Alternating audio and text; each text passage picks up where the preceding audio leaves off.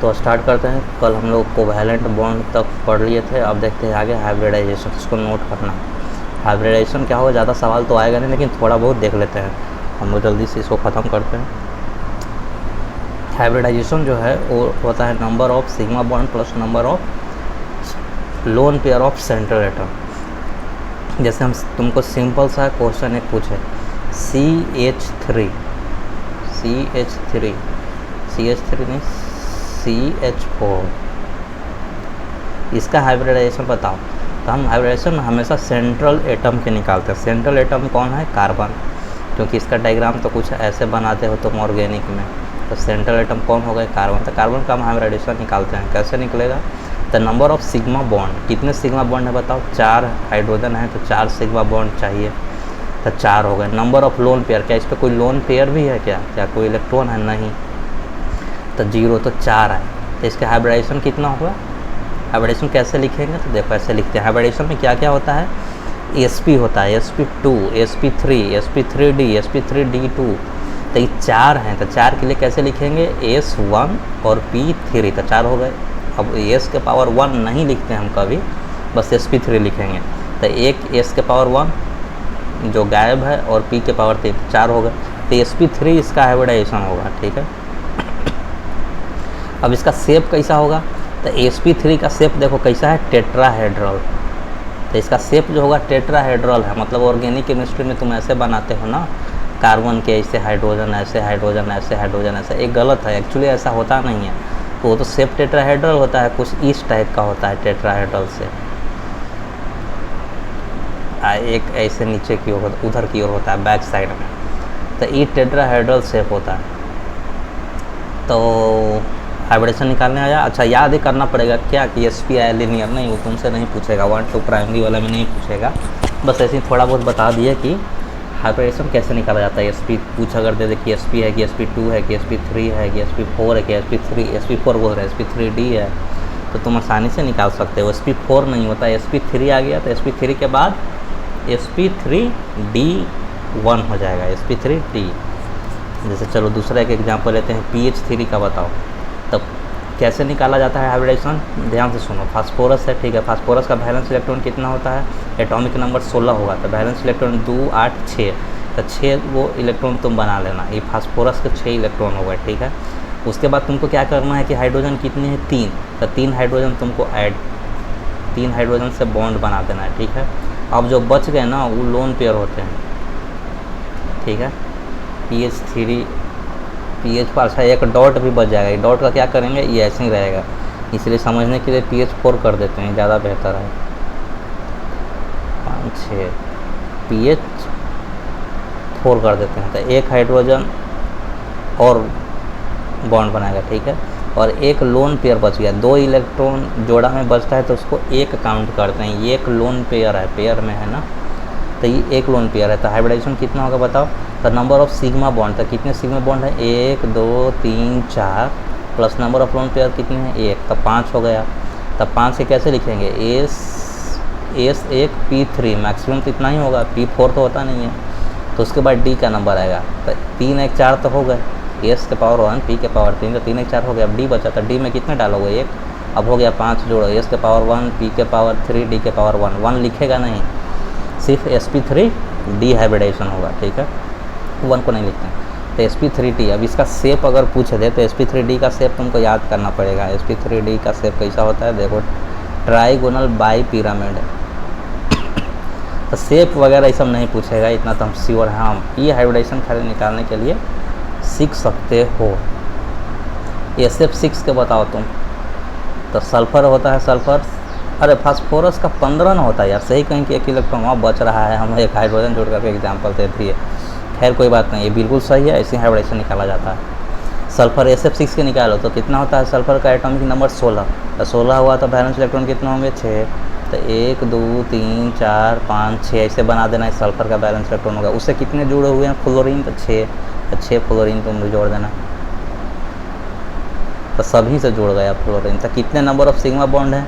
6। Lone pair है कोई बचा हुआ है? नहीं, 6 + 0 6 हो गए। तो 6 को कैसे लिखोगे हाइब्रिडेशन में? S1 P3 3 1 4 हो गए, अब D बचा तो D में 2 को डाल दो तो sp3 D2 इसका हाइब्रिडाइजेशन होगा। बिल्कुल सिंपल है। तो ऐसे हाइब्रिडाइजेशन निकाला जाता है, ठीक है। शेप तुमसे नहीं पूछेगा, जानने की ज़रूरत नहीं है। आगे है बॉन्ड एनर्जी। तो इसमें तुमको कुछ नहीं पढ़ना, जो हम बता रहे हैं वही याद करना है। सब bond energy, toned energy, bond length, Falna length, ये सब हटाओ।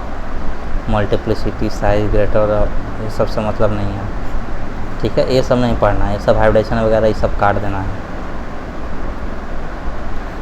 हम रेड पेन से जो इधर लिखे हैं वही पढ़ना है। इसका क्रक्स लिखे हैं, मतलब कंक्लूजन लिखे हैं। देखो, बॉन्ड मल्टीप्लिसिटी का अर्थ क्या होता है? बॉन्ड मल्टीप्लिसिटी का अर्थ होता है, कहीं मिल जाए तो, कि कितने मल्टीप्लाई हैं बॉन्ड में, मतलब कितने एक साथ में है। जैसे कि ट्रिपल बॉन्ड है तो बॉन्ड मल्टीप्लिसिटी 3 हो गए, इसको बॉन्ड मल्टीप्लिसिटी कहते हैं। मतलब मल्टीप्लाई होता जाए, बॉन्डों की संख्या बढ़ जाए, ये भी बॉन्ड मल्टीप्लिसिटी। बॉन्ड मल्टीप्लिसिटी कितना? 2, इसमें कितना? 3, इसमें कितना? बॉन्ड मल्टीप्लिसिटी एक ही है, बॉन्ड तो एक ही है। तो बॉन्ड मल्टीप्लिसिटी का अर्थ समझ में आया? कुछ नहीं, कितने बॉन्ड, बॉन्ड मल्टीप्लिसिटी 3, इसमें 2, इसको 1, मतलब तो बॉन्ड मल्टीप्लिसिटी मैक्सिमम क्या है? ये 3 वाले में 4 अगर बॉन्ड हो जाए तो 4 बॉन्ड तो बनता नहीं है, ट्रिपल बॉन्ड ही रहता है, उसके बाद डबल बॉन्ड और सिंगल बॉन्ड। तो बॉन्ड मल्टीप्लिसिटी समझ में आया, ट्रिपल, डबल, सिंगल। अब देखो बॉन्ड लेंथ, तो बॉन्ड ये नहीं पूछेगा बॉन्ड मल्टीप्लिसिटी क्या होता है, बस ऐसे एक वर्ड था जो जानकारी के लिए बता दिए। तो बॉन्ड मल्टीप्लिसिटी मतलब अधिक से अधिक बॉन्डों की संख्या, ठीक है। बस बॉन्ड मल्टीप्लिसिटी मतलब अधिक से अधिक बॉन्डों की संख्या। तो अधिक से अधिक बॉन्डों की संख्या ये 3 है इसमें, तो ये बॉन्ड मल्टीप्लिसिटी इसका 3 हो गया, इसका 2 हो गया, इसका 1 हो गया। मतलब मैक्सिमम बॉन्ड मल्टीप्लिसिटी किसका है? तो ट्रिपल बॉन्ड का। बस यही, इसका कोई मतलब नहीं है, ऐसे ही बता दिए, चल खत्म। अब मेन आता है बॉन्ड लेंथ। अब तुमसे पूछेगा कि बॉन्ड लेंथ किसका सबसे ज़्यादा होता है, बताओ।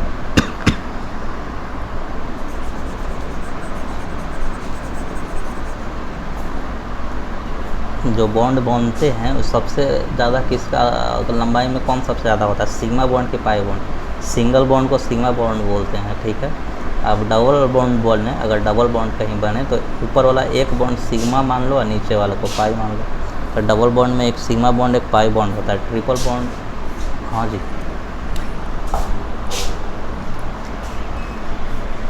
अगर ट्रिपल बॉन्ड है तो ट्रिपल बॉन्ड में एक सिग्मा होता है और 2 पाई होता है। तो सिग्मा समझ में आया? सिग्मा बॉन्ड कुछ नहीं, सिंगल बॉन्ड को कहते हैं। अगर डबल बॉन्ड है तो उसमें एक सिग्मा 1 पाई होगा, अगर ट्रिपल बॉन्ड है तो एक सिग्मा 2 पाई होगा। तो बॉन्ड लेंथ किसका होता है? सबसे ज़्यादा लंबाई किसका होता है? तो सिग्मा बॉन्ड का लंबाई होता है। जो सिंगल बॉन्ड होते हैं वो ज़्यादा लंबाई होगा। अब जैसे ही बॉन्ड मल्टीप्लिसिटी बढ़ेगा, मतलब सिंगल से डबल बॉन्ड हो जाएगा, तो उसका जो बॉन्ड की लंबाई हो क्या हो जाता है? कम हो जाता है, ठीक है। डबल बॉन्ड की लंबाई कम, ट्रिपल बॉन्ड की लंबाई तो और कम हो जाती है।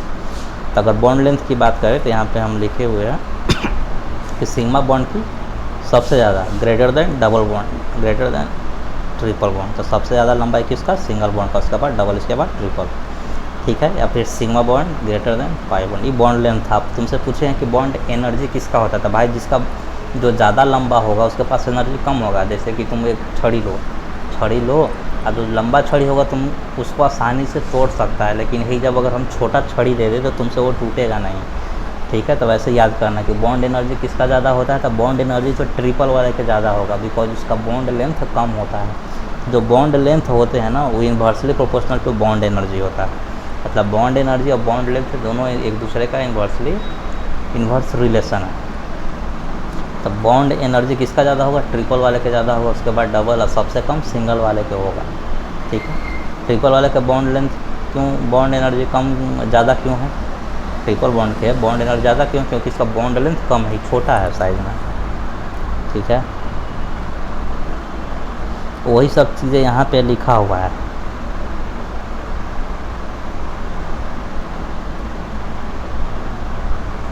अगर अब हम एक सेंटेंस बोल रहे हैं तो बताओ, greater the bond multiplicity greater will be the energy. सही है कि गलती है?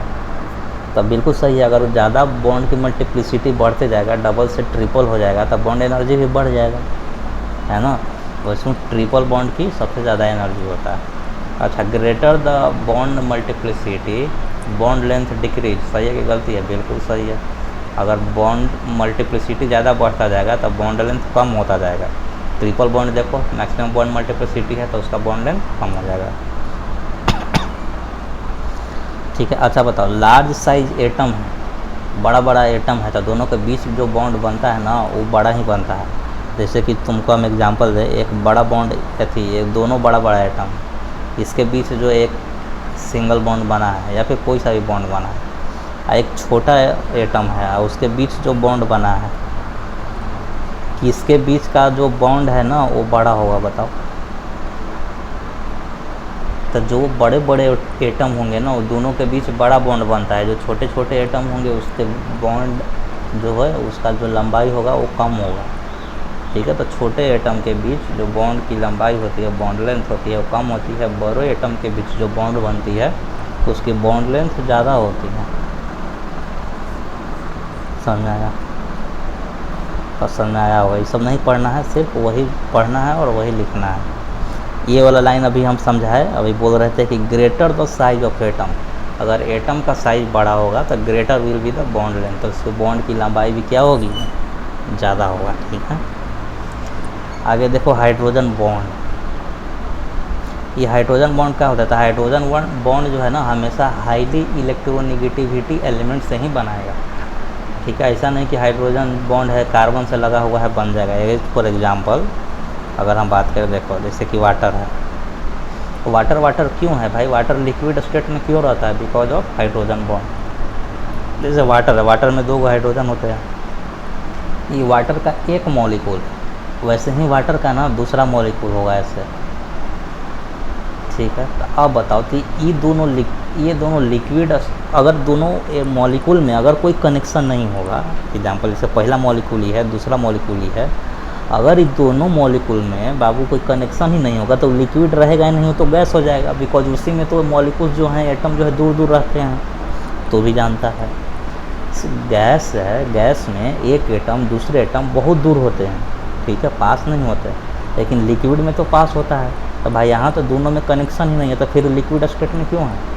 लिक्विड स्टेट में इसलिए है क्योंकि जो हाइड्रोजन है ना ये ऑक्सीजन से बॉन्ड बना लेता है। अब देखो, अब दोनों में कनेक्शन हो गया, अब दोनों पास पास आ गए जब बॉन्ड बनाया, तो इसलिए वाटर जो है लिक्विड फॉर्म में रहता है। समझ आया? तो हाइड्रोजन जो है ऑक्सीजन से ही बॉन्ड बना सकता है। और तुम पूछेगा कि किस किस के साथ ये बॉन्ड बनाएगा हाइड्रोजन जो है? तो हाइड्रोजन 3 एलिमेंट्स ऑफ बॉन्ड बनाता है। हाइड्रोजन बॉन्ड 3 ही एलिमेंट्स बनेगा, या तो ऑक्सीजन, या तो फ्लोरीन, या तो नाइट्रोजन। ऊपर हम लिखे हुए हैं फोम, फ्लोरीन, ऑक्सीजन और नाइट्रोजन, यही 3 चीज़ रहेगा तो बॉन्ड, हाइड्रोजन बॉन्ड बनेगा। ठीक है, ज़्यादातर बनते हैं, जैसे कि HF है, H2O एग्जाम्पल। तो एक जो ऑक्सीजन मॉलिक्यूल्स है ये कितने एटम से घिरे हुए हैं? तो 4। तो अगर तुमसे पूछेगा, ऑक्सीजन जो है 4 गो से घिरा रहता है, देखो। ठीक है, क्वेश्चन ऐसे भी पूछेगा कि एक मॉलिक्यूल जो है कितने एक वाटर के मॉलिक्यूल कितने मॉलिक्यूल से घिरे रहते हैं? तो 4। यहाँ पर भी एक मॉलिक्यूल होगा, वो हम दर्शाया नहीं, फोटो नहीं है, बस इसी से समझा दे कि एक ऑक्सीजन है, तो देखो उसके तरफ 4 वो हाइड्रोजन है। तो एक जो वाटर मॉलिक्यूल है वो 4 मॉलिक्यूल से घिरे रहते हैं। ये क्वेश्चन पूछा है भाई, समझ में आया? देखो पॉइंट नंबर तुमको क्या क्या पढ़ना है इसमें से नोट करना है। पॉइंट नंबर 3 और पॉइंट नंबर 4 इसको नोट करना है। पॉइंट नंबर 4 पढ़ो अभी। In water each H2O molecule is surrounded by 4 other H2O molecules by hydrogen bond, यही लाइन लिखना है। ठीक है,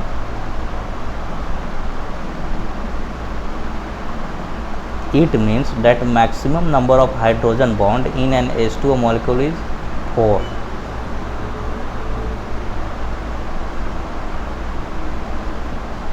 एक ऑक्सीजन एक हाइड्रोजन यहाँ मान लो, तो वो उतना पेचीदा नहीं दर्शाते हैं भाई, बस 4 याद रखना, मैक्सिमम 4 हाइड्रोजन बॉन्ड बनेगा और इसका कोई मतलब नहीं है। 4 याद रखना। वाटर के बारे में कुछ पूछे टिक लगा देना, बात करता हूँ।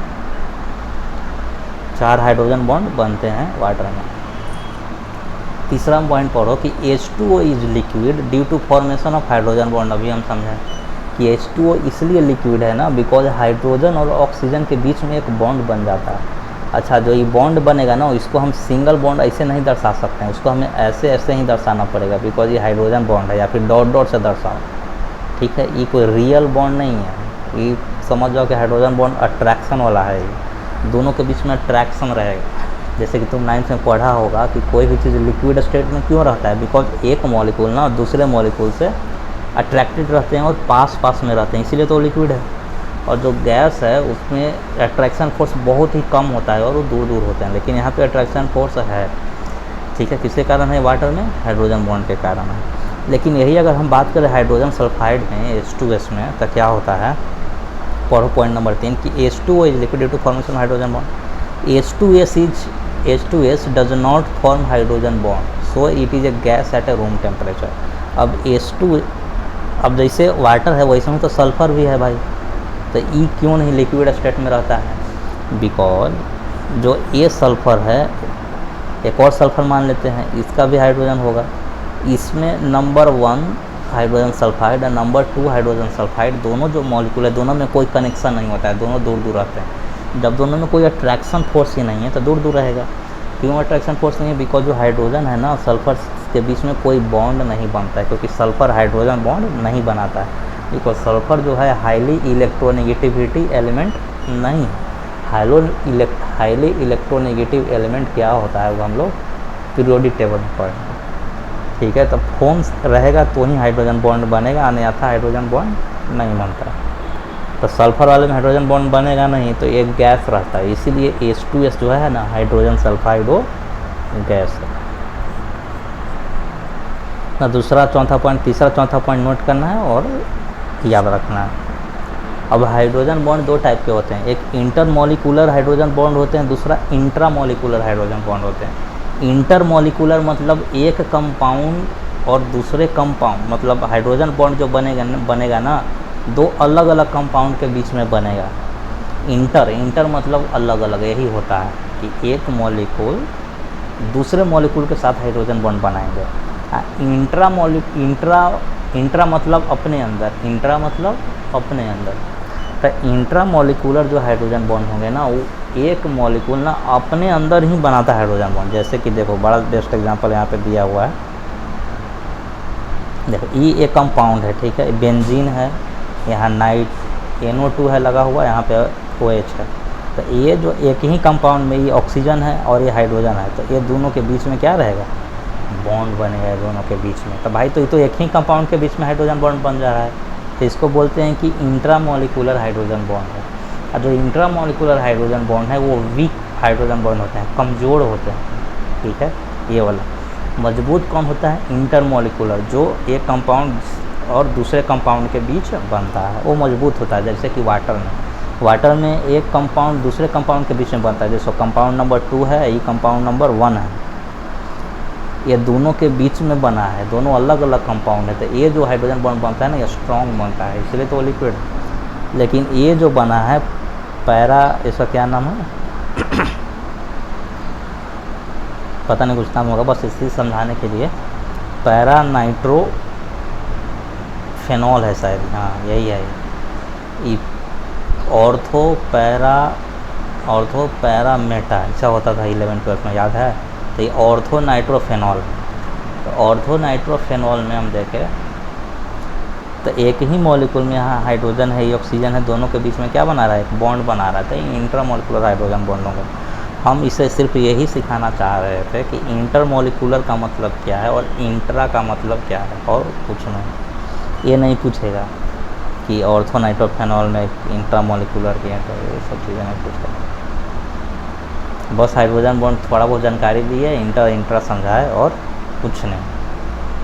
अब हम बताएं क्या होगा कि जो इंट्रा हाइड्रोजन बॉन्ड बनेगा ना, वो कमज़ोर होते हैं। ठीक है, इसका जो मेल्टिंग बॉइलिंग पॉइंट होगा ना, ये भी कम ही होगा।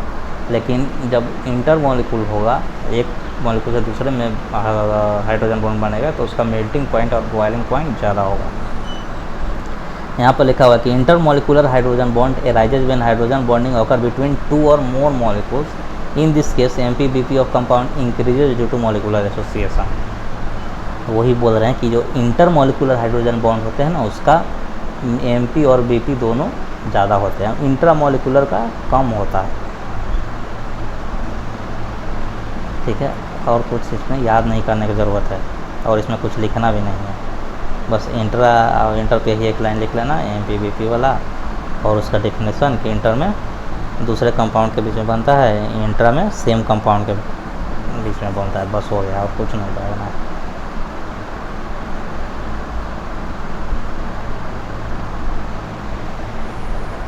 अब देखो जो अल्कोहल है वो वाटर में सॉल्युबल है, ठीक है।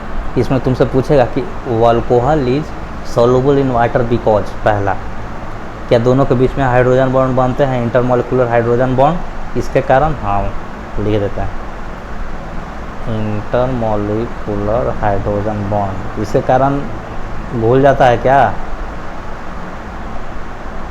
तो बोलना कि हाँ बिल्कुल सही। दूसरा because in methyl alcohol is a polar, जो अल्कोहल है जो पूछ रहा है ना कि methyl alcohol dissolve in water, because methyl alcohol is a polar.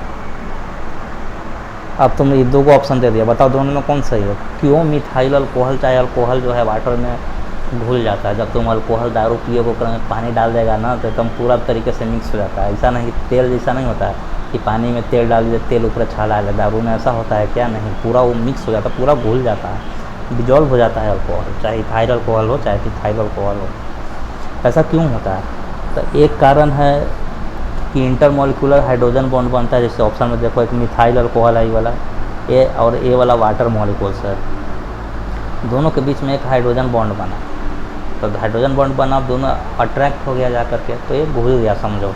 जब दोनों वाटर मॉलिक्यूल और मिथाइल अल्कोहल के बीच में अट्रैक्शन फोर्स लग गया तो दोनों क्या हो गया, घुल गया, समझ जाओ कि दोनों मिल गया, तो ये कारण होता है इंटरमॉलिक्यूलर हाइड्रोजन बॉन्ड। दूसरा कारण क्या है कि मिथाइल अल्कोहल है वो एक पोलर है, पोलर मतलब एक इलेक्ट्रॉन, ऑक्सीजन में क्षमता होता है इलेक्ट्रॉन के खींचने की, तो इधर की ओर इलेक्ट्रॉन खींचेगा, तो इस तरीके से एक डाइपोल मोमेंट बनेगा, तो एक पोलर है, तो ये भी एक कारण है, तो दोनों ध्यान रखना, ये विक्रम में दोनों सही है। अब देखो ऑक्सीडेशन एंड रिडक्शन, हाँ ऑक्सीडेशन रिडक्शन तो है 9वां में पढ़ना है, तो ऑक्सीडेशन और रिडक्शन तुमसे पूछेगा कि what is oxidation what is reduction, option 4 हो रहे हैं। तो डेफिनेशन है addition of oxygen and removal of hydrogen, इसमें और क्या डेफिनेशन है, तीसरा पॉइंट कि एडिशन, साला पहला के बाद तीसरा लग गया है क्या, कि एडिशन ऑफ, अच्छा दूसरा है ना, addition of oxygen is called oxidation and removal of hydrogen. तीसरा है addition of electronegative element for a group, ये भी है। रिमूवल ऑफ इलेक्ट्रोपॉजिटिव एलिमेंट, ये भी ऑक्सीडेशन कहलाता है। तो कैसे याद रखोगे तुम, ऑक्सीडेशन के तो 3-4 हैं, बिल्कुल सिंपल सा तरीका है, वैसे याद रखना। जैसे ऑक्सीडेशन और रिडक्शन का क्या होता है, कहीं लिखे हैं क्या है, पूछ सकता है, खाली डेफिनेशन में जा रहा, ऑक्सीडेशन रिडक्शन निकालने के लिए तो नहीं पूछेगा, जैसे याद रखना। ऑक्सीडेशन नाम से ही पता चला, ऑक्सीडेशन मतलब ऑक्सीजन, ठीक है। तो ये तो तुमको याद रहेगा कि एडिशन ऑफ ऑक्सीजन। अब तुम ऑक्सीजन ऐड कर रहे हो तो जाएगा कौन बाहर, hydrogen, and removal of hydrogen, यही दो चीज़ होंगे इसमें ऑक्सीडेशन रिडक्शन में, या तो ऑक्सीजन ऐड होंगे या तो हाइड्रोजन बाहर होंगे। कोई दिक्कत है नहीं, इसको ऑक्सीडेशन बोलते हैं। अब तुम खुद से ही डेफिनेशन बना सकते हो। ऑक्सीजन क्या है, इलेक्ट्रोनेगेटिव एलिमेंट है कि नहीं है, हाँ। तो इसको हम ऐसे भी लिख सकते हैं, दूसरा डेफिनेशन ऐसे बना सकते हैं कि एडिशन ऑफ, अच्छा इलेक्ट्रोनेगेटिव एलिमेंट कैसे पहचानोगे, और कौन इलेक्ट्रोपॉजिटिव होते हैं, तो जो नॉन मेटल होते हैं ना वो इलेक्ट्रोनेगेटिव होते हैं। क्यों होते हैं, याद नहीं करना है सब कि नॉन मेटल इलेक्ट्रोनेगेटिव होते रखने लगे, क्योंकि नॉन मेटल जो है एक इलेक्ट्रॉन किसी को देता है, ट्रांसफ़र करता है, तो जो देता है उस पर नेगेटिव चार्ज आएगा, तो हम ही तो वही कर रहे हैं इलेक्ट्रोनेगेटिव। अगर कोई मेटल है, मेटल क्या करता है कि एक इलेक्ट्रॉन लेता है तो उस पर प्लस सॉरी एक इलेक्ट्रॉन किसी को देता है मेटल, तो जब किसी इलेक्ट्रॉन देगा तो उस पर प्लस चार्ज आएगा, तो मेटल के पास प्लस चार्ज आएगा, तो उसको क्या बोलते हैं हम लोग, electropositive element. Non metal electron accept करेगा तो नेगेटिव चार्ज, तो इलेक्ट्रोनेगेटिव नाम है इसका, और लिख लेना। और जो मेटल होते हैं उसको बोलते हैं हम लोग इलेक्ट्रोपॉजिटिव एलिमेंट, इलेक्ट्रोपॉजिटिव एलिमेंट, जैसे कॉपर, सोडियम, इलेक्ट्रोपॉजिटिव एलिमेंट है सब, ठीक है। क्यों? क्योंकि मेटल जो है एक इलेक्ट्रॉन किसी को देगा तो प्लस चार्ज आएगा, तो हम भी तो ही बोल रहे हैं इलेक्ट्रोपॉजिटिव एलिमेंट, तो ये याद कर लेना। तब तुम बताओ कि क्या क्या इसका डेफिनेशन हो सकता है।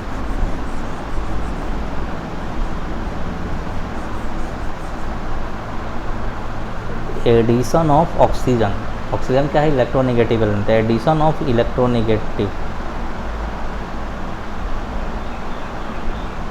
जगह ही नहीं है, एडिशन ऑफ इलेक्ट्रोनेगेटिव एलिमेंट। और रिमूवल ऑफ हाइड्रोजन था तो लिखेंगे एंड रिमूवल ऑफ, अब हाइड्रोजन को यहाँ क्या मानेंगे, तो हाइड्रोजन के यहाँ मेटल की तरह ही बिहेव करो, हाइड्रोजन को यहाँ मेटल की तरह ही मानो, ठीक है।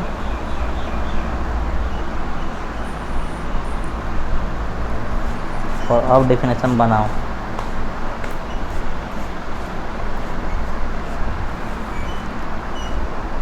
मेटल की तरह ही मानो और डेफिनेशन बनाओ।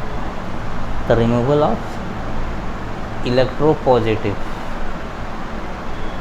ऑक्सीजन को तो इलेक्ट्रोनेगेटिव मानना है और हाइड्रोजन को पॉजिटिव मानना है, मतलब मेटल की तरह। रिमूवल ऑफ इलेक्ट्रोपॉजिटिव एलिमेंट, तो तुमको याद हो गया। तीसरा पॉइंट भी बना सकते हो तुम, क्या कि एडिशन ऑफ, ये पूछता है भाई, बहुत कंफ्यूज होते रहता है आदमी कि कोई चीज़ इलेक्ट्रोपॉजिटिव लेता है, क्या करता है कौन। एडिशन ऑफ बताओ, इलेक्ट्रोनेगेटिव जो होते हैं वो क्या करता है, इलेक्ट्रॉन एक्सेप्ट करता है, इलेक्ट्रॉन क्या करता है, लेता है कि नहीं।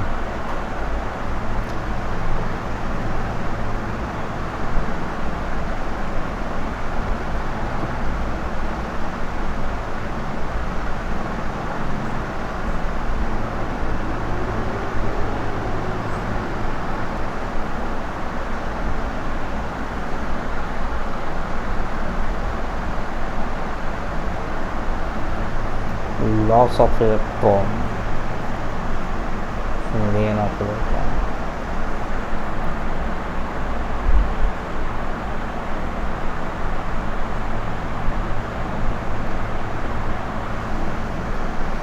अब देखो एक तीसरा डेफिनेशन है, तीसरा डेफिनेशन मॉडर्न डेफिनेशन कहलाता है। एक साइंटिस्ट थे लियोजर, मॉडर्न डेफिनेशन IAS चांद में पढ़ना है लियोजर के बारे में, वो एक जना केमिस्ट्री के टीचर पढ़ाया था लियोजर,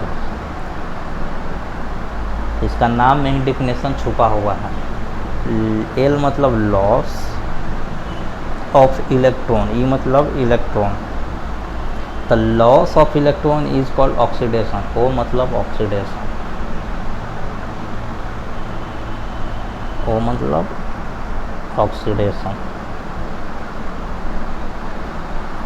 और यहाँ एस नहीं होता है, यहाँ पे जी होता है। जी मतलब गेन, ई मतलब इलेक्ट्रॉन, आर मतलब रिडक्शन। चलो ये मतलब लिख देते हैं दोबारा, इलेक्ट्रॉन का सिंबल दे देते हैं। तो क्या बोल रहा है कि loss of electron is called oxidation, अगर इलेक्ट्रॉन का लॉस होगा तो उसको ऑक्सीडेशन बोलते हैं, तो मॉडर्न डेफिनेशन है। अच्छा, gain of electron is called reduction, अगर इलेक्ट्रॉन का गेन होगा तो उसको रिडक्शन बोलेंगे। तो ये तीन तरीके के डेफिनेशन होते हैं, loss of electron is called oxidation, gain of electron is called reduction. लियोजर के नाम से याद रखना, लियोजर साइंटिस्ट के नाम से। तो ये तीनों डेफिनेशन आसानी से याद हो गया। ऑक्सीडेशन तो पहला डेफिनेशन तो ईजी है कि ऑक्सीडेशन ही होगा तो एडिशन ऑफ ऑक्सीजन होगा। अच्छा, जब रिडक्शन होगा तो क्या होगा, इसका जस्ट उल्टा।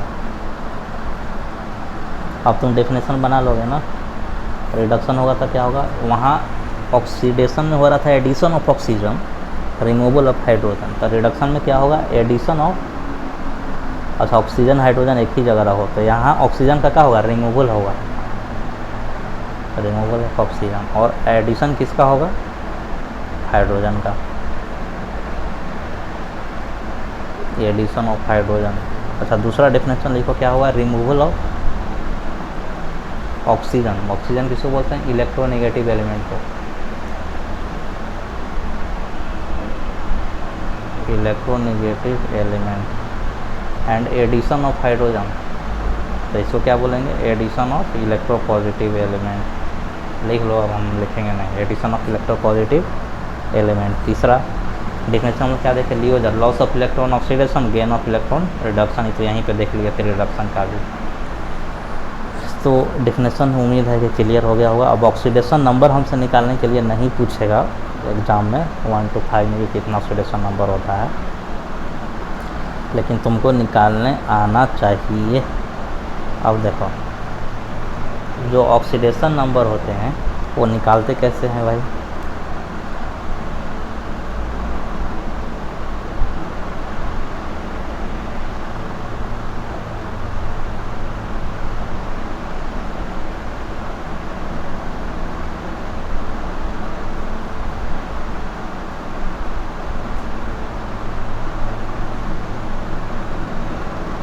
निकालने का कुछ तरीका है, बताए कि नहीं बताए, यही सोच रहे हैं कि आएगा कि नहीं आएगा।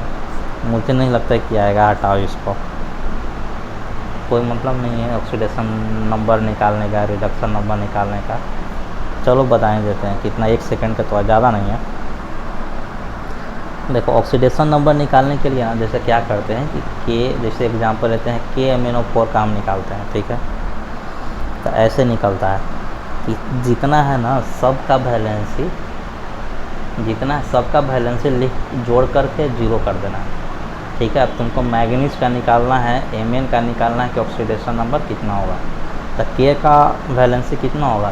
K का एटॉमिक नंबर कितना होता है? 19, पोटासियम का ना।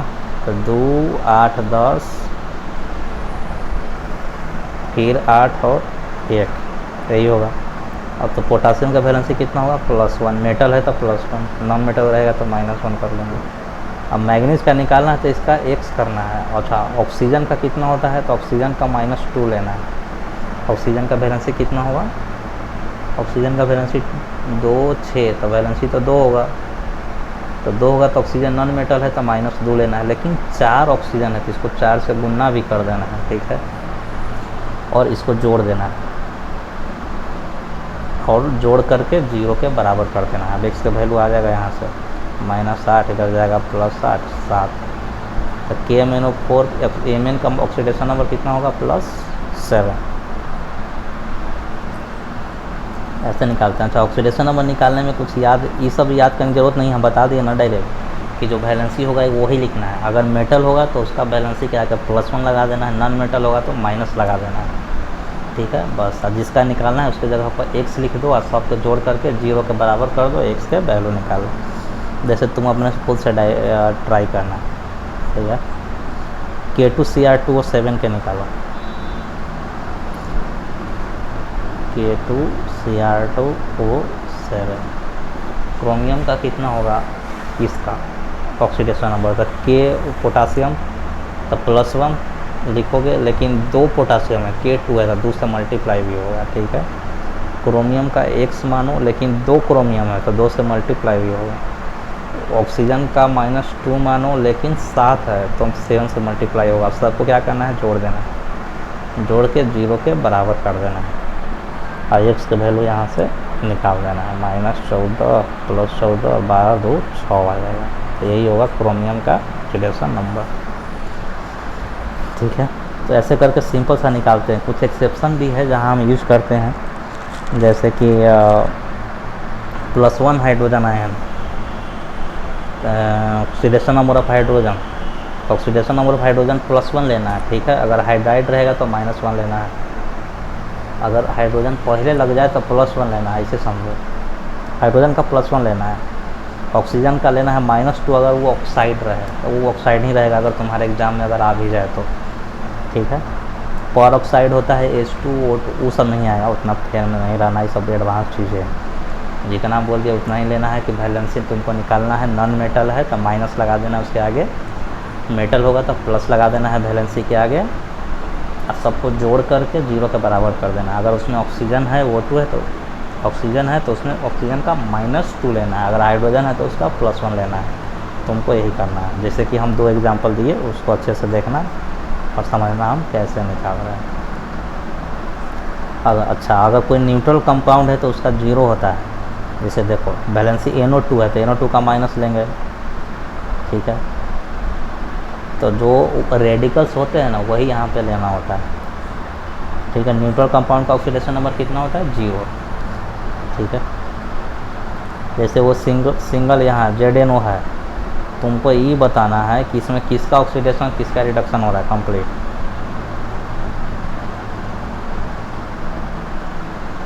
ZNO प्लस कार्बन सबका ऑक्सीडेशन नंबर बताना है प्लस CO। मज़ा आएगा। तुम सोच रहे हो कि क्या ही पढ़ा रहा है, नहीं एक बार देख लो। 85 नंबर लाना है तो कुछ एक्स्ट्रा नॉलेज दे के जाना है, तब और कॉन्फिडेंस रहेगा। अब देखो कार्बन है ना सिंगल एटम है, इसका ऑक्सीडेशन नंबर कैसे निकालते हैं? जो सिंगल रहेगा ना, न्यूट्रल कुछ और नहीं ऐड नहीं रहेगा, C रहता है यहाँ पे C2 रहता है या C4 रहता है, सिर्फ अकेला तो 0 कर दे होते हैं। या फिर सिंपल कंपाउंड होता है न्यूट्रल कंपाउंड जैसे CH4, ठीक है, तो भी 0 कर देते हैं। तभी कार्बन है न्यूट्रल है सिंगल है बेचारा, 0 कर दो उसको, ठीक है। हमेशा जो अब इसमें किसका हम ऑक्सीडेशन नंबर निकालें? जिंक का कि ऑक्सीजन का? तो जिंक का निकालेंगे, ऑक्सीजन का नहीं।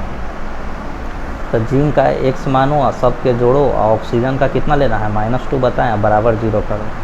तो X बराबर कितना गया? 2। तो जिंक का ऑक्सीडेशन नंबर +2 हो गया। ऑक्सीजन का नहीं निकलता ऑक्सीडेशन नंबर, क्योंकि तो हम जान ही रहे हैं ऑक्सीडेशन का कितना होता है? -2। अब जिंक है, जिंक देखो बेचारा अकेले पड़ा हुआ है, बेचारा अकेले है, किसी के साथ कंबाइन नहीं है, तो 0 मारो, ठीक है। अब कार्बन मोनोऑक्साइड है, CO है, तो C के तो X पानो, क्योंकि इसी का निकालेंगे। ऑक्सीजन का तो हमें पता ही है -2, ऑक्सीजन का -2 होगा, दोनों के जोड़ करके बराबर 0 करो तो X बराबर 2 आ गया, कार्बन के ऊपर +2 आ गया। ऑक्सीजन का नहीं निकालते ऑक्सीडेशन नंबर, जो बगल में लिखल होगा उसी का निकालते हैं। हाइड्रोजन का ऑक्सीडेशन नंबर नहीं निकालते हैं, बिकॉज मुझे उससे पता है +1 लेना है। तुमको मुझे बताया ना, ऑक्सीजन का लिख लो -2, हाइड्रोजन का लिख लो +1, ठीक है। बाकी मेटल नॉन मेटल का बैलेंसी के बराबर लेना है। चलो अब बताओ ऑक्सीडेशन किसका हो रहा है? ऑक्सीडेशन मतलब जहाँ ऑक्सीडेशन नंबर इंक्रीज हो जाएगा उसका ऑक्सीडेशन हो रहा है। जिस किसी भी एलिमेंट का ऑक्सीडेशन नंबर इंक्रीज हो रहा है उसको क्या बोलेंगे कि उसका ऑक्सीडेशन हो रहा है। किसका ऑक्सीडेशन किसका रिडक्शन हो रहा है हम लोग अभी ये सीखने वाला है, ठीक है। आई तुमको जानकारी होना चाहिए, टीचर बनोगे तो पता ही नहीं रहेगी क्या। अभी जिंक है तो जिंक का भी +2 में है और यहाँ पे 0 हो जा रहा है, +2 से 0 हो गया था, तो घट गया मामला। तो जो जिंक था ना उसका हो जा रहा है रिडक्शन, तो जिंक का हो गया है रिडक्शन, +2 से 0 हो गया है। लेकिन वही कार्बन है ना, कार्बन जो है, कार्बन का ऑक्सीडेशन स्टेट कितना था? 0, और 0 से कितना हो गया? +2।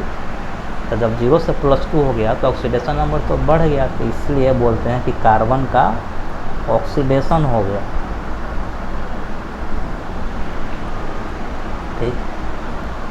अब बताओ जिंक का रिडक्शन हुआ, अब हम तुमसे पूछे कि रिडक्शन किसका? तो जिंक का। ऑक्सीडेशन किसका? तो कार्बन का। देखना बड़ा इंटरेस्टिंग है, उल्टा उल्टा यहाँ बहुत चलता है। रिडक्शन किसका हुआ है? जिंक का। ऑक्सीडेशन किसका हुआ है? तो ऑक्सीडेशन हुआ है कार्बन का। लेकिन यहाँ रिड्यूसिंग एजेंट कौन है ये बताओ?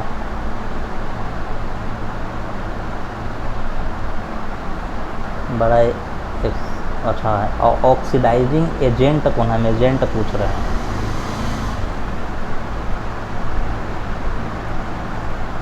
तो देखो अगर ये रिडक्शन हो रहा है जिंक का तो किसके कारण हो रहा है? तो एक दूसरे पर ब्लेम करता है, ठीक है, कि कार्बन के कारण हो रहा है, इसे बोलेगा। अगर हम पूछे कार्बन से कि ऑक्सीडेशन, कार्बन से अगर हम पूछे कि भाई तुम्हारा ऑक्सीडेशन हो रहा है किसके कारण, तो वो जिंक को बोलेगा कि जिंक के कारण हो रहा है। इसलिए ना यहाँ पे हम उलट देते हैं। रिड्यूसिंग एजेंट कौन होगा? तो जिसका ऑक्सीडेशन होता है ना वो रिड्यूसिंग एजेंट होता है, वही रिडक्शन करवाता है। तो रिड्यूसिंग एजेंट कौन होगा? कार्बन, ठीक है। रिड्यूसिंग जिंक होगा, जिंक का रिडक्शन हो रहा है लेकिन करवा कौन रहा है? कार्बन करवा रहा है, ठीक है। इसीलिए ना कार्बन को हम रिड्यूसिंग एजेंट यहाँ पे लिखेंगे। तो याद रखना, तुमको क्या करना है, अगर तुमसे कोई पूछ ले कि रिड्यूसिंग एजेंट और ऑक्सीडाइजिंग एजेंट कौन है इसमें से, तो क्या करोगे तुम कि सबसे पहले ऑक्सीडेशन नंबर निकालो और रिडक्शन किसका हो रहा है, ऑक्सीडेशन किसका हो रहा है। अब जिसका रिडक्शन हो रहा है ना वो ऑक्सीडाइजिंग एजेंट होगा, और जिसका ऑक्सीडेशन हो रहा है वो रिड्यूसिंग एजेंट होगा। उल्टा कर देना, बस कहानी खत्म। अगर डेफिनेशन पूछ रहे एग्जाम कि व्हाट इज रिड्यूसिंग एजेंट, तो जिसका ऑक्सीडेशन हो रहा होगा वही रिड्यूसिंग एजेंट की तरह काम करेगा, उल्टा चलता है। और जिस ऑक्सीडाइजिंग एजेंट का डेफिनेशन क्या है, तो जिसका रिडक्शन हो रहा होगा वही ऑक्सीडाइजिंग के रूप में काम करेगा, ऑक्सीडाइजिंग एजेंट के रूप में काम करेगा, ठीक है। इसका डेफिनेशन अगला पेज में है। समझ में आया, नहीं समझ में आया वीडियो फिर से प्ले करके देख लो। नहीं है इसमें शायद रिड्यूसिंग ऑक्सीडाइजिंग एजेंट का डेफिनेशन, जो समझा समझ में आया और उसको फिर से रिवाइज करके देख लेना, क्या पता पूछ दे ऑक्सीडाइजिंग एजेंट क्या होता है। तो the element which are going into reduction is called oxidising agent. Reducing agent कौन है भाई, तो रिड्यूसिंग एजेंट उसको बोलेंगे जो एलिमेंट का ऑक्सीडेशन हो रहा है वही रिड्यूसिंग एजेंट है। मतलब reducing agent is those element which is under going the oxidation. अब देखो टाइप्स ऑफ, अब तुमसे पूछ देगा ऐसे, ये बड़ा अच्छा सवाल है बाबू, ये रिएक्शन हो रहा है, बताओ ये कौन सा रिएक्शन है। यही तुमको पूछेगा, रिएक्शन याद नहीं करना है, बस तुमसे ये पूछ सकता है कि कौन सा रिएक्शन है, क्या डिकम्पोजिशन रिएक्शन है, क्या कॉम्बिनेशन रिएक्शन है, क्या डिस्प्लेसमेंट रिएक्शन है, कि डिस्प्रोपोर्शनेशन रिएक्शन है, ये तुमसे पूछेगा। समझ में आया। तो हम कैसे पहचानें कौन डिकम्पोजिशन है, कौन कॉम्बिनेशन है, कौन डिस्प्लेसमेंट है। तो बिल्कुल आसान तरीका है, याद रखना। डिकम्पोजिशन मतलब टूटना, ब्रेक होना। तो इसमें एक कंपाउंड है ना, ब्रेक हो जाएंगे 2 या 3 में। देखो एक ही कंपाउंड लेफ्ट साइड तुमको नज़र आएंगे, रिएक्टेंट के साइड एक ही कंपाउंड नज़र आएगा, और इसका ब्रेक हुआ होगा 2 में टूट जाएगा, सोडियम और हाइड्रोजन में, या फिर कुछ और में भी टूट सकता है, 3 में भी टूट सकता है। दूसरा एग्जांपल देखते हैं, वाटर। जो H2O है, ये ब्रेक होकर के हाइड्रोजन प्लस ऑक्सीजन बन गया। तो एक कंपाउंड ब्रेक होकर के 2 मॉलिक्यूल्स में डिवाइड हो जाते हैं, ठीक है। तो जब ऐसा हो, एक कंपाउंड ब्रेक हो जाए तो उसे बोलते हैं डिकम्पोजिशन रिएक्शन। डिकम्पोजिशन का मतलब नहीं होता ब्रेक होना, डिकम्पोज कर देना, अलग अलग कर देना, ठीक है। तो वही यहाँ अलग अलग हो गए, इसको डिकम्पोजिशन रिएक्शन बोलते हैं। कॉम्बिनेशन रिएक्शन, कॉम्बिनेशन मतलब कंबाइन मतलब कि जोड़ना, ठीक है। तो 2 कंपाउंड या 2 से अधिक कंपाउंड मिल करके एक सिंगल कंपाउंड बनाएगा तो वो कॉम्बिनेशन रिएक्शन कहलाएगा, ठीक है।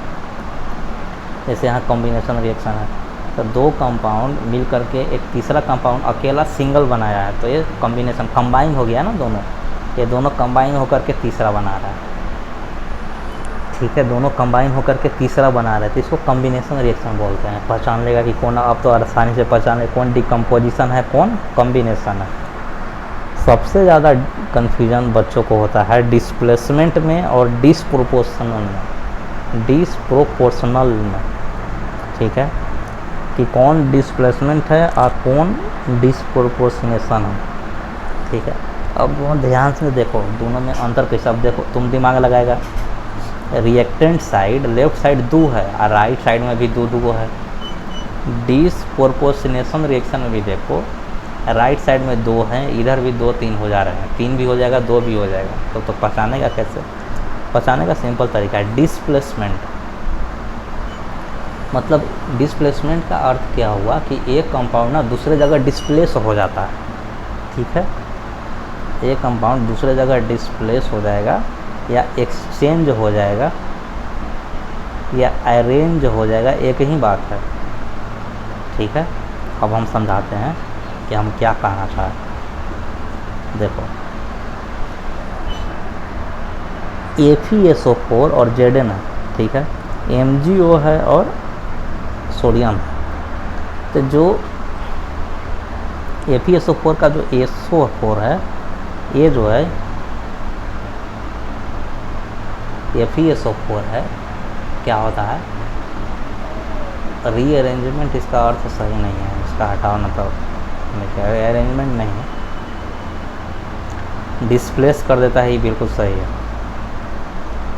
डिस्प्लेस मतलब दूसरे जगह ले लेता है, दूसरा कोई आकर के तुमको डिस्प्लेस कर देगा, मतलब दूसरा कोई आकर के तुमको अपना जगह से हटा देगा, ठीक है। तो ऐसे तुम समझ सकते हो। डिस्प्लेस मतलब समझ में, कोई एक एलिमेंट आकर के तुमको उस स्थान से हटा सकता है, ऐसे हिंदी में लिखे। तो वही यहाँ कहानी है। FeSO4 और Zn जो है, Zn आकर के ना क्या किया कि SO4 करके लेके चला गया, Zn जो है आयरन को भगा दिया और SO4 के साथ खुद कंबाइन हो गया। देखो Zn SO4 हो गया, मतलब आयरन को क्या किया, डिस्प्लेस कर दिया, कौन, जिंक, और आयरन बेचारा अकेले पड़ गया। तो जब ऐसा हो कि खुद डिस्प्लेस कर दे, ठीक है,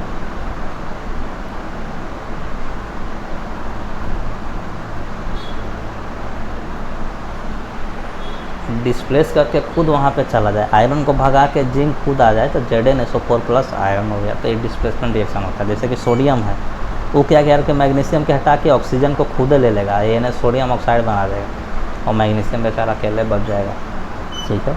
ऐसे भी होता है। जैसे कि हम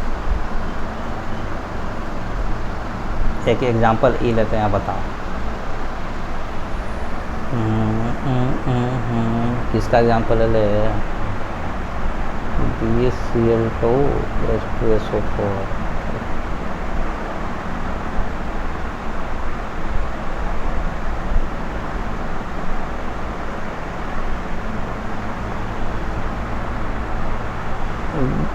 BeCl2, देखो अब ये रिएक्शन जो है लिखा हुआ गलत भी हो सकता है, लेकिन हम समझने के पर्पज़ से बना रहे हैं। तो बेरियम सल्फेट बनेगा और प्लस HCl बनेगा, हाँ सही है, रिएक्शन बिल्कुल सही है। अब हम इसको बैलेंस नहीं किए, बैलेंस करने से क्या मतलब, अब हमें ये बताओ कि डिस्प्लेसमेंट रिएक्शन है कि नहीं है, एक दूसरे को डिस्प्लेस कर रहा है कि नहीं कर रहा है। देखो तो जो H जो है इस Ba के हटा करके खुद Cl से कंबाइन हो जा रहा है, और जो बेरियम है वो हाइड्रोजन हटा करके सल्फेट से कंबाइन हो जा रहा है। तो ये डिस्प्लेसमेंट बोलते हैं, मतलब एक जो है ना दूसरे से आकर के जुड़ जाए, और जो दूसरे वाले जो है वो पहले से आकर के जुड़ जाए। तो ये डिस्प्लेसमेंट रिएक्शन का एक एग्जाम्पल, ठीक है। ये वाला हाइड्रोजन ये दूसरे पहले वाला कंपाउंड से जुड़ जा रहा है, देखो अब पहले वाला जो बेरियम है दूसरे वाला से जुड़ जा रहा है, ठीक है। आपस में डिस्प्लेस हो जा रहे हैं, आपस में एक्सचेंज हो जा रहे हैं, चेंज नहीं हो जा रहा है। तो डिस्प्लेस रखो या फिर चेंज रखो, एक ही बात है। तो उम्मीद है डिस्प्लेसमेंट रिएक्शन समझ में आया होगा। चेंज हो जा रहा है, बेरियम जो है आकर के सल्फेट से जुड़ जा रहा है, इसका वाला जो हाइड्रोजन है वो क्लोरीन से जुड़ जा रहा है और HCl बना दिया बेरियम सल्फेट। इसको बोलते हैं डिस्प्लेसमेंट रिएक्शन। अब डिस्प्रोपोर्शनेट रिएक्शन ये रैंडमली चलता है, ये एक जो एलिमेंट है ना वो दो कंपाउंड बना लेता है। जैसे कि देखो जो क्लोरीन है ना वो तुमको दो जगह नज़र आ जाएगा, देखो एक क्लोरीन यहाँ, एक क्लोरीन यहाँ। हालांकि मेन डिफिनीशन क्या है कि एकरा में ऐसा रिएक्शन जिसमें एक ही एलिमेंट का ऑक्सीडेशन भी हो रहा होगा, वही एलिमेंट का रिडक्शन भी हो रहा होगा, उसको डिस्प्रोपोर्शनेशन रिएक्शन कहते हैं, ठीक है। तो अब हम वहाँ जाके एग्जाम में थोड़े चेक करेंगे, ऑक्सीडेशन नंबर निकालेंगे, सीधे अगर क्लोरीन तुमको दो जगह नज़र आ जाए तो बोल देना कि डिस्प्रोपोर्शनेशन रिएक्शन। कोई भी एलिमेंट अगर दो जगह नजर, जैसे सोडियम है तो दो जगह नज़र नहीं आ रहा है, NaCl में भी है, NaCl में, तो डिस्प्रोपोर्शनल बोल देना, वो सही होगा। अब फास्फोरस है, देखो तुमको दो जगह नज़र आ जाएगा, यहाँ नहीं। अगर फास्फोरस दो जगह नज़र आया तो कहीं सोडियम तो नज़र नहीं आ रहा है, दो जगह नहीं, हाइड्रोजन तो कहीं नहीं आ रहा है, तो उसे पता चल जाएगा कि डिस्प्रोपोर्शनेशन रिएक्शन है। तो फास्फोरस और सोडियम जो होंगे ना मेटल एलिमेंट, मतलब मेटल या नॉन मेटल, उसको ट्राई करना ढूंढने का कि दो जगह है कि नहीं है, मेटल और नॉन मेटल को। हाइड्रोजन का ज़्यादा वैल्यू नहीं देना, ठीक है। जैसे क्लोरीन है ऊपर वाला रिएक्शन में, तो क्लोरीन दो जगह ढूंढना, सोडियम है तो उसको देखना कि दो जगह है कि नहीं है, दोनों में से कोई भी रहना चाहिए दो जगह। तो वो डिस्प्रोपोर्शनेशन रिएक्शन कहलाएगा। ठीक है, इसका डेफिनेशन क्या है कि the chemical reaction which only one substance नहीं, सेम, ये गलत लिखा हुआ है, same substance is oxidise as well as reduce simultaneously. एक ही जो सब्सटेंस है, एक ही जो कंपाउंड है, वो दो जगह नज़र आएंगे, मतलब एक जगह ऑक्सीडेशन हो रहा होगा, दूसरी जगह रिडक्शन हो रहा होगा, तो उसको हम लोग डिस्प्रोपोर्शनेशन रिएक्शन बोलते हैं। सब्स्टिट्यूट रिएक्शन,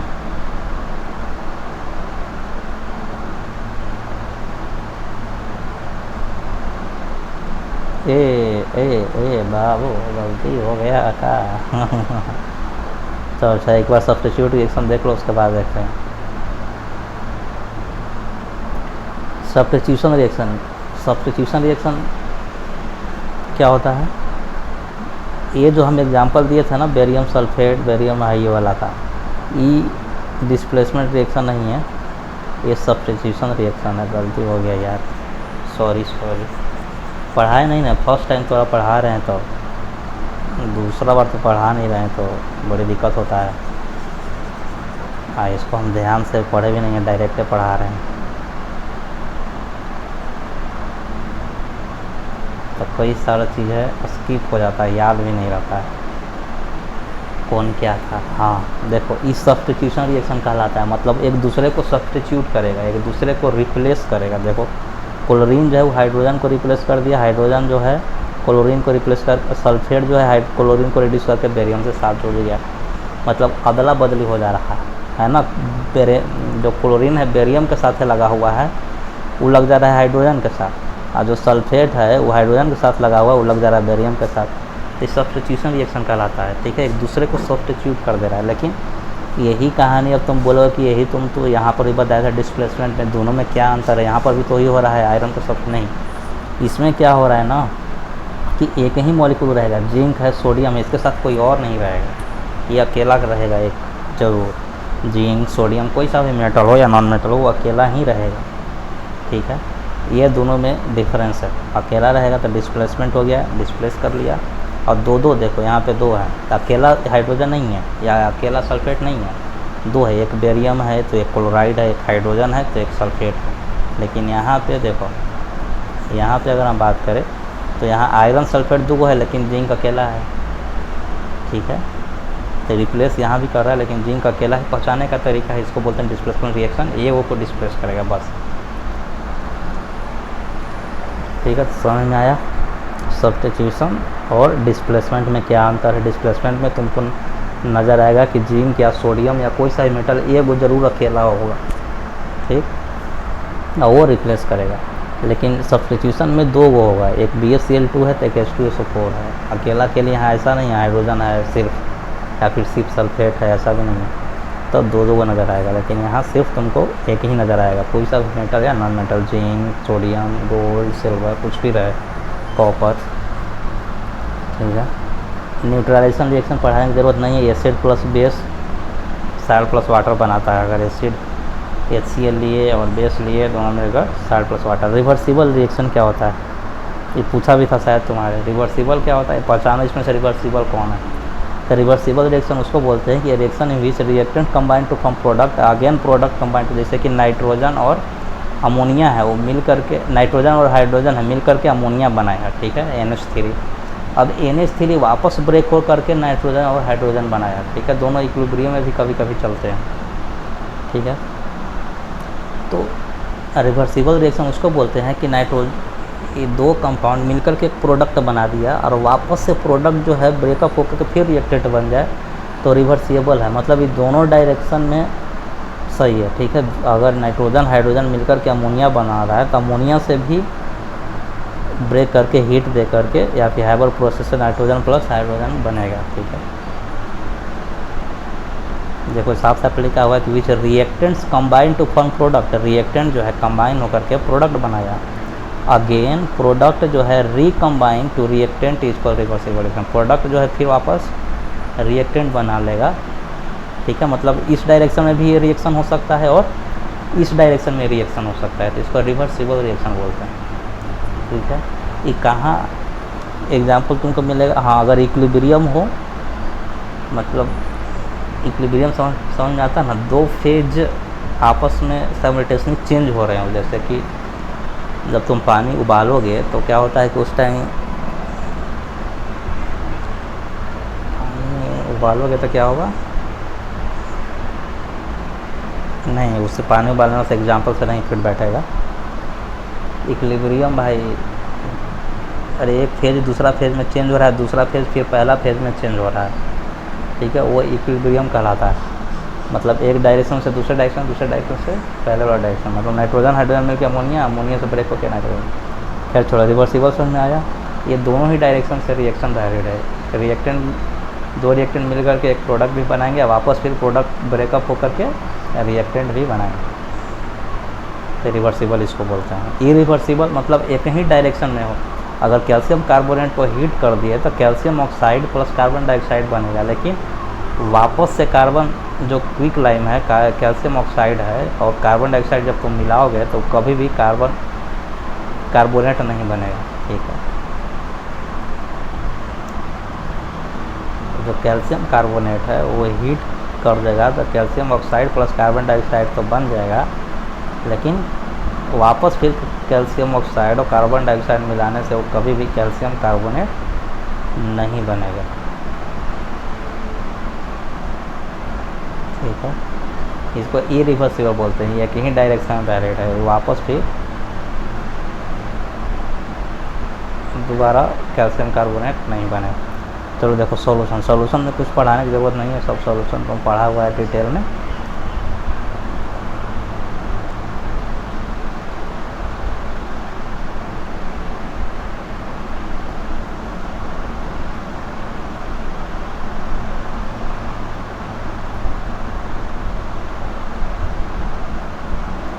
सॉल्यूट और सॉल्वेंट चीज़ें पढ़ना, बाकी चीज़ें नहीं पढ़ना। तो सॉल्यूट हो गए और सॉल्वेंट हो गए, वो सब जानता है, तुम पढ़ने की ज़रूरत नहीं है। रुको थोड़ा पानी पी लेते हैं, वीडियो थोड़ा तुम बढ़ा भी सकते हो, पानी पी के आते हैं, उसके बाद लिक्विड कंटिन्यू करते हैं।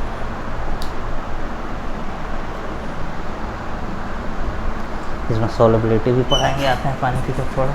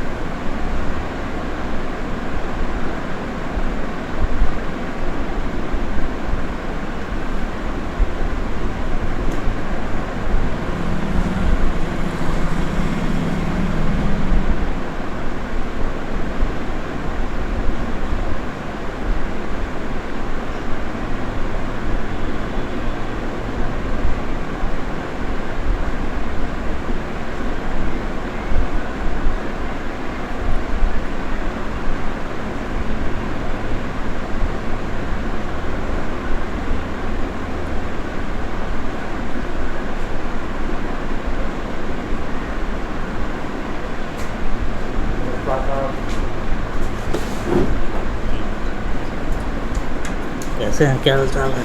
बहुत सा बढ़िया।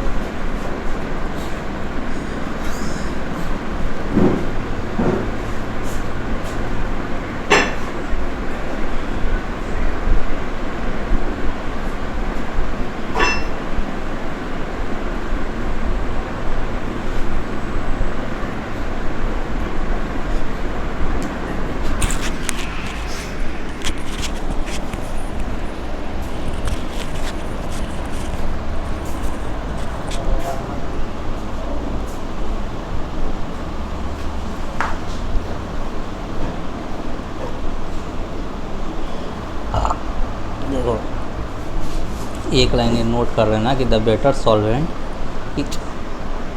One which has a high dielectric strength. जो लिक्विड का हाई डाई इलेक्ट्रिक स्ट्रेंथ होगा वो बेटर सॉल्वेंट होगा। बस ए वाला लाइन सिर्फ क्या करना है, अपन नोट कर लेना है। उसके बाद और भी कुछ नोट करना है क्या? बिल्कुल नहीं। अच्छा, ये टेबल हम बाद में लिखवा देंगे, ये सही से लिखा हुआ नहीं है। सेचुरेटेड सॉल्यूशन पढ़ लेना, अनसेचुरेटेड पढ़ लेना, ये सब पढ़ा हुआ होगा सुपर। इस समय हम टाइम वेस्ट नहीं करेंगे। डाइल्यूट, कंसनट्रेटेड, ये सब टाइम वेस्ट नहीं करते हैं इसमें। हम सॉल्युबिलिटी वाले ही देख लो।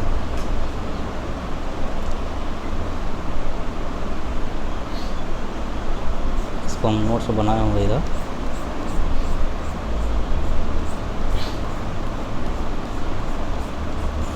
नहीं है, चलो सॉल्युबिलिटी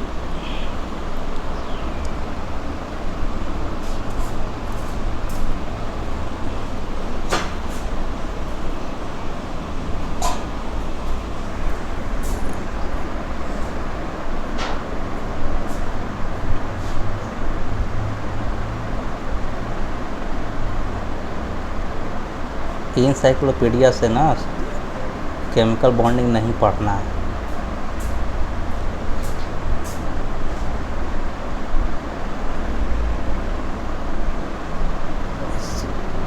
ये रिएक्शन वगैरह भी नहीं पढ़ना है, ये अच्छा से नहीं इसमें दिया हुआ है।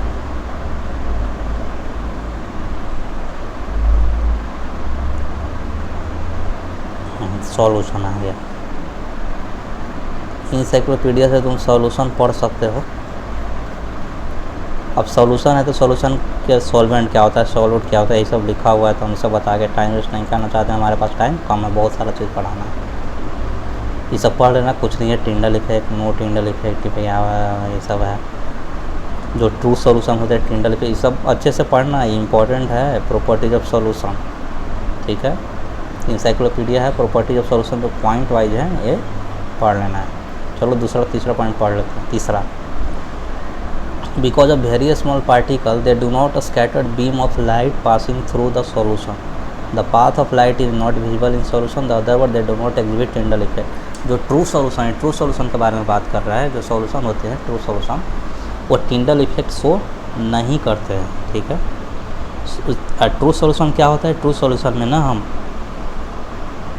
पाँचवा point, solute and solvent can not be distinguish.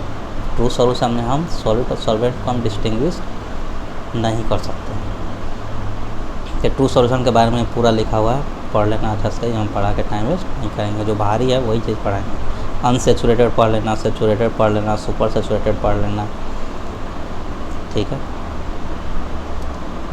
आगे देखो, aqueous and non aqueous. Aqueous मतलब कि अगर सॉल्वेंट वाटर होगा तो एक्वस बोलना है, अगर सॉल्वेंट वाटर नहीं होगा तो उसे नॉन एक्वस बोलना है। टेबल नहीं पढ़ना है, हम टेबल बाद में बता देंगे। When solid is dissolved in water it is known as aqueous। जैसे इथेनॉल इन वाटर तो ये एक्वस होगा। Sodium chloride in water, sodium chloride को NaCl को वाटर में घोला जाए तो एक्वस सॉल्यूशन उसको बोलेंगे। ये एसिडिक एंड बेसिक सॉल्यूशन बहुत पढ़ा है। न्यूट्रल सॉल्यूशन क्या होते हैं ये भी जान रहा है। न्यूट्रल सॉल्यूशन में क्या होता है बोलो? जिसका pH 7 होते हैं, जिसमें H प्लस और OH माइनस का कंसंट्रेशन क्या होता है? सेम होता है।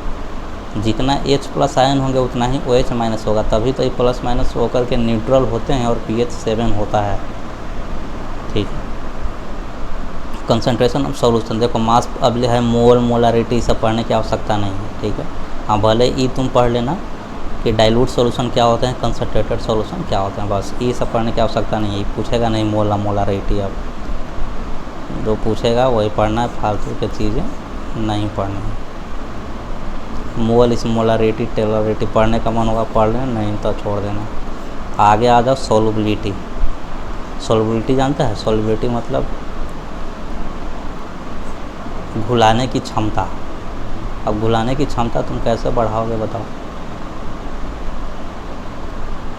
जनरली देखो, जो सॉल्युबिलिटी जो होते हैं वो डायरेक्टली प्रोपोर्शनल टू टेम्परेचर होते हैं। Solubility directly proportional to temperature. अगर तुम टेम्परेचर बढ़ाओगे तो सॉल्युबिलिटी बढ़ेगा, ठीक है। और ये इंडोथर्मिक होते हैं, ठीक।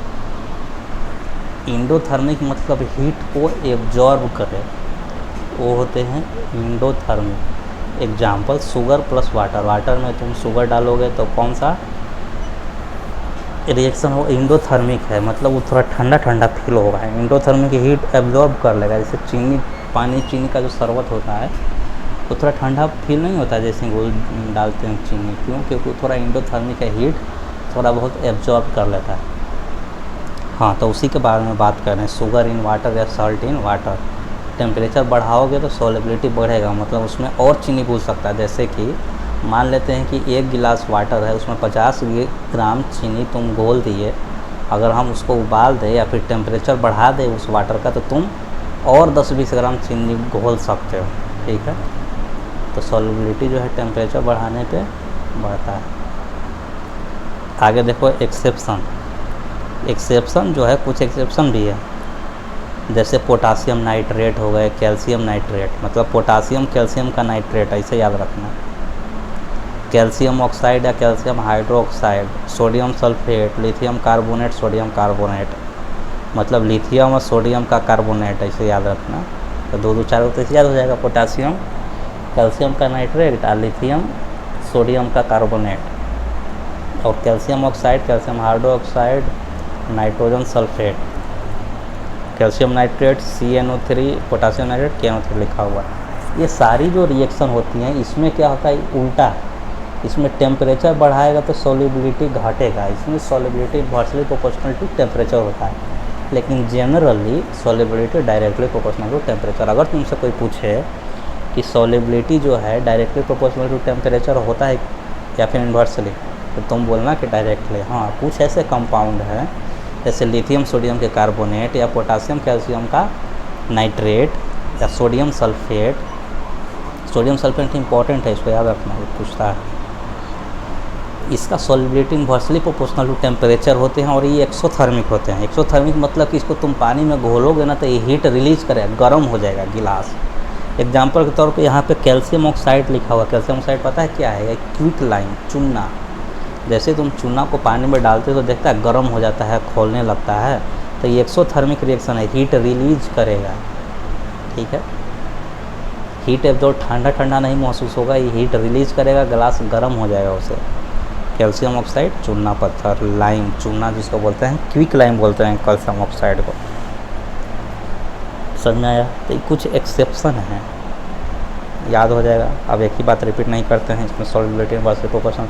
यहाँ टेम्परेचर बढ़ाओगे तो सॉलिबिलिटी क्या हो जाएगा, इसका कम हो जाएगा, ठीक है।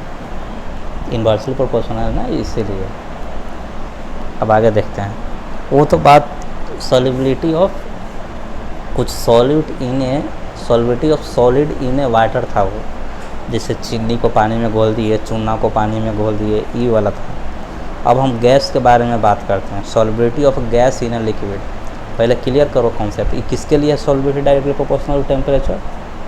Solid in a water, solid in a liquid, ऐसे बोल दो। कोई सा भी सॉलिड पार्टिकल्स ले लो, उसको लिक्विड में घोलेगा तो ही होगा solubility directly proportional to temperature. Exception ये सारी चीज़ें हैं। अब गैस के बारे में बात करते हैं, solubility of gas in a liquid. अब बोला है कि लिक्विड में, पानी में गैस भी घोला जाता है क्या? हाँ, बिल्कुल घोला जाता है, गैस भी घोला जाता है ज़बरदस्ती लिक्विड में। एग्जाम्पल, कोको कोला देखा है, थम्स अप देखा है, उस सब में क्या है कि गैस को घोलते हैं हम लिक्विड में। जैसे कार्बन डाइऑक्साइड को हम घोल देते हैं लिक्विड में, कोको कोला में, थम्स अप में, सब कार्बन डाइऑक्साइड घुला रहता है पानी में। तो वही उसी का हम बात कर रहे हैं अभी, कि solubility of gas in a liquid. ये क्या होता है कि इसका जो सॉलिबिलिटी होता है इन्वर्सली प्रोपोर्शनल टू टेम्परेचर होता है। टेम्परेचर बढ़ाओगे तो सॉलिबिलिटी इसका डाउन होगा, मतलब ज़्यादा टेम्परेचर बढ़ा दोगे ना तो कार्बन डाइऑक्साइड का घुलना जो है थम्स अप और कोका कोला में वो कम हो जाएगा। इसीलिए हम कोका कोला को ना कम टेम्परेचर पे रखते हैं, एकदम ठंडा करके बिल्कुल, बिकॉज उसमें कार्बन डाइऑक्साइड घुला रहे। ऐसा नहीं कि टेम्परेचर बढ़ा दिए तो कार्बन डाइऑक्साइड बाहर हो जाएगा, घुलेगा ही नहीं लिक्विड में, ठीक है। इसलिए हम उसको हमेशा ठंडा करके रखते हैं। और जब घोलते भी हैं ना कार्बन डाइऑक्साइड को लिक्विड में, तो बहुत लो टेम्परेचर पे। एग्जाम्पल के तौर पे लिखा हुआ है कि CO2 in a liquid, example है CO2 in liquid dissolve at a low temperature. Low temperature पे इसको डिजॉल्व करते हैं। ये तो अभी हम सिर्फ टेम्परेचर खेल रहे थे, मतलब सॉलिबिलिटी का क्या डिपेंडेंसी है टेम्परेचर पे, कि अगर टेम्परेचर बढ़ा दिए तो सॉलिबिलिटी बढ़ रहा है। जैसे कि अभी तक हम लोगों ने क्या सीखा, अभी देखें कि अगर कुछ सॉलिड है उसको लिक्विड में घोल रहे हैं तो सॉलिबिलिटी और टेम्परेचर में क्या रिलेशन है? अगर हम कुछ सॉलिड को लिक्विड में घोल रहे हैं, अगर टेम्परेचर बढ़ा दिए तो सॉलिबिलिटी पर क्या असर पड़ेगा? टेम्परेचर पर डिपेंडेंसी देख रहे थे। अगर हम गैस को लिक्विड में घोल दिए तो सॉलिबिलिटी क्या होगा? हम टेम्परेचर के डिपेंडेंसी में देख रहे थे, टेम्परेचर बढ़ाने घटाने से क्या होगा। अब प्रेशर भी तो होता है, तो आप बताओ कि सॉलिबिलिटी जो है, प्रेशर बढ़ाएंगे तो सॉलिबिलिटी क्या होगा? बढ़ेगा या घटेगा? टेम्परेचर तो देख लिए। अब प्रेशर के बारे में आते हैं। The effect of pressure on A solubility. तो जब कभी भी तुम सॉलिड को लिक्विड में घोलोगे, जैसे चीनी को वाटर में घोलोगे, तो तुम प्रेशर ज़्यादा रखो चाहे कम रखो, उतना ही घुलेगा जितना क्षमता है। तुम उसमें ज़्यादा नहीं घोल सकते। मतलब अगर एग्जांपल के तौर पे एक गिलास में 50 ग्राम चीनी घुल जाता है, तो तुम प्रेशर बढ़ा दो या प्रेशर कम कर दो, वो 50 ग्राम घुलेगा। हाँ, अगर तुम टेम्परेचर बढ़ा दिए तो 50 ग्राम के बजाय 20 ग्राम और तुम घोल सकते हो, ठीक है। लेकिन प्रेशर का कोई इफेक्ट नहीं पड़ता। वही यहाँ पे लिखा हुआ है एग्जांपल 1 में कि solubility of solid in a liquid no effect. आगे देखो, in solubility due to increase और decrease in pressure. Solubility of a solid in a liquid no effect in solubility due to increase और decrease in pressure. एक ही point है कि कोई सा भी इफेक्ट नहीं होता है। नो इफेक्ट इन सॉलिबिलिटी, कोई सा भी इफेक्ट सॉलिबिलिटी में नहीं होगा ड्यू टू इंक्रीज या फिर डिक्रीज करने से। तुम प्रेशर इंक्रीज करो चाहे डिक्रीज करो, नो इफेक्ट, ठीक है। Solubility of solid in a liquid मतलब शुगर को पानी में घोलने का एग्जांपल था। प्रेशर पे कोई डिपेंडेंसी नहीं है। अच्छा, लेकिन वही अगर हम बात करें solubility of gas in a liquid, अगर हम गैस को लिक्विड में घोल रहे हैं, जैसे अपना कोल्ड ड्रिंक में CO2 को घोलते हैं, तो उसका जो सॉलिबिलिटी है गैस का, solubility of gas in a liquid, gas को अगर हम लिक्विड में घोलते हैं और अगर हम प्रेशर बढ़ा देना तो उसका सॉलिबिलिटी बढ़ जाएगा। अगर एग्जांपल के तौर पे ले, वो लिक्विड है, अगर CO2 उसमें 50 ग्राम डिजॉल्व होता है, प्रेशर बढ़ा दिए तो तुम अब 70 ग्राम भी CO2 को डिजॉल्व कर सकते हो, ठीक है। तो प्रेशर बढ़ाने से solubility of gas in a liquid बढ़ती है। इसीलिए जो कोल्ड ड्रिंक होते हैं, थम्स अप, कोका कोला ना, इसको लो टेम्परेचर और लो प्रेशर पर हम CO2 को डिजॉल्व करते हैं। पहले तो हम लोग टेम्परेचर के बारे में पढ़ते कि लो टेम्परेचर होना चाहिए, अब हम प्रेशर के बारे में पढ़ रहे हैं। सॉरी, प्रेशर हाई होना चाहिए। हाई प्रेशर तो सॉलिबिलिटी ऑफ गैस भी ज़्यादा हो जाएगा, ठीक है। तो हाई प्रेशर और लो टेम्परेचर पर हम CO2 को कोल्ड ड्रिंक में घोलते हैं। तो CO2 dissolve in A cold drink eight A high pressure and low temperature. हालांकि टेम्परेचर ऊपर पढ़ लिए थे तो यहाँ नहीं लिखे, तो समझ में आया। तो सॉलिबिलिटी ख़त्म, ये सब पढ़ने की ज़रूरत नहीं है, हम रेड पेन से सारा कुछ लिख दिए हैं। कोलाइडल सॉल्यूशन तुम पढ़ लेना, कोलाइडल सॉल्यूशन हम इसमें से कुछ भी नहीं पढ़ाने वाले हैं, सब पढ़ना एक बार इसमें कि क्या लिखा हुआ है। शाम तो पढ़ ही लिया है, एक बार ये अभी पढ़ना है।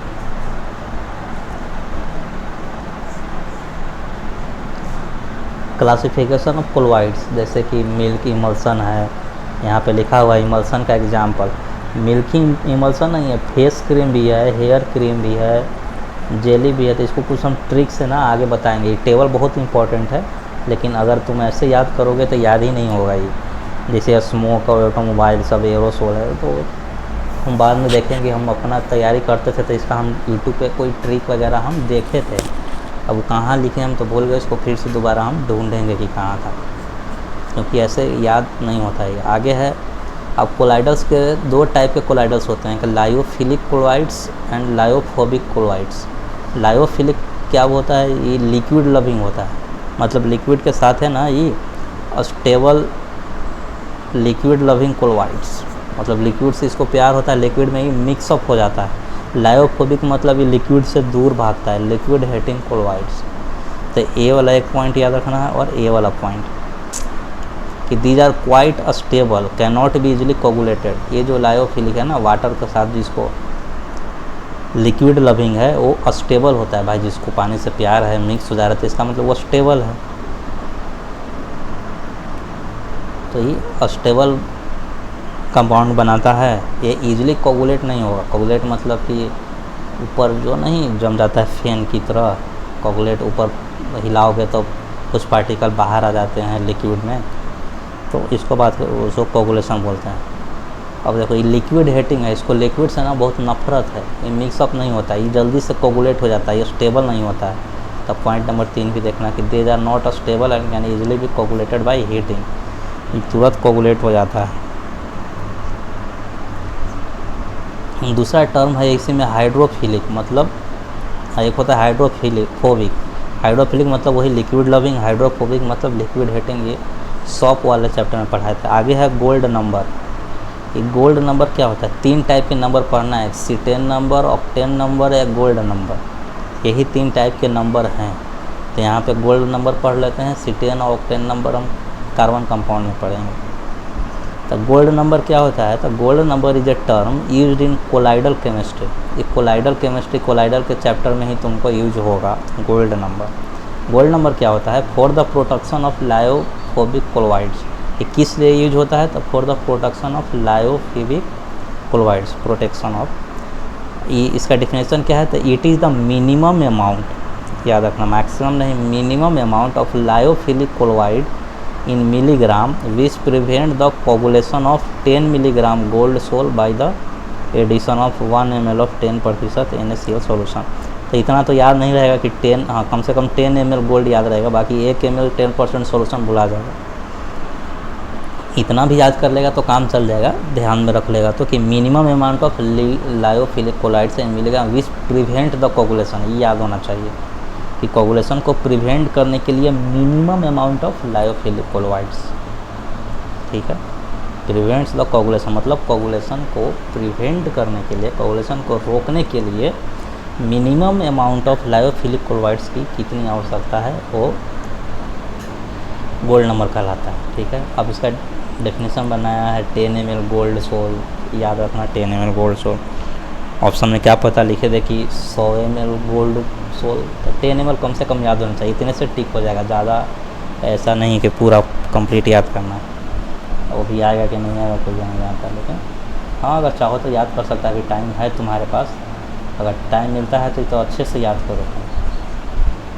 अभी टाइम है, भी बहुत टाइम है, ये नहीं पढ़ना है मल्टी मॉलिक्यूलर कोलॉइड्स और माइक्रो मॉलिक्यूलर कोलॉइड।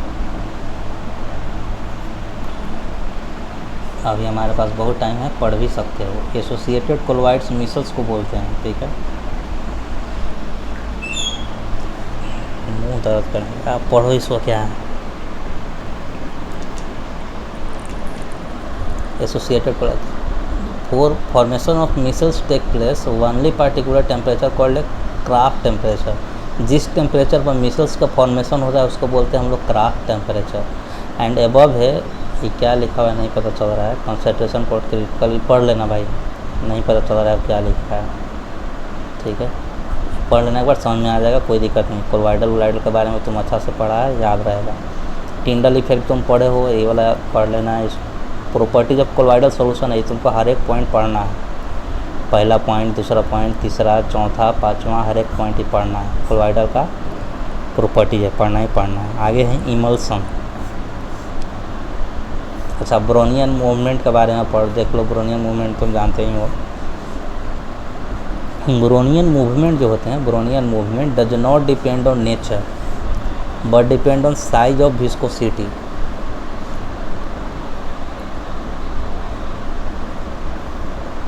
अब ब्रोनियन मूवमेंट जानता है कि गोल गोल गोल गोल गोल गोल घूमते रहता है, ठीक है। तो नेचर पे डिपेंड नहीं करता है। जैसे कि कोई सा भी एक एग्जांपल लेते हैं, जैसे कि वाटर है, वाटर में एक चना है, ब्रोनियन मोशन कर रहा है, और एक राइस का एक ले लेते हैं, राइस तो डूब जाएगा, चलो एक गेहूँ ले लेते हैं, फूला हुआ गेहूँ, ठीक है, वो भी ब्रोनियन मोशन करेगा, मान लेते हैं एक तरीके से। तो ये दोनों का नेचर अलग है, एक है चना है, एक है गेहूँ है। तो नेचर पे डिपेंड नहीं करता है, साइज़ एंड विस्कोसिटी पे डिपेंड करेगा कि इस पार्टिकल का साइज़ कितना है, ठीक है, और विस्कोसिटी क्या है।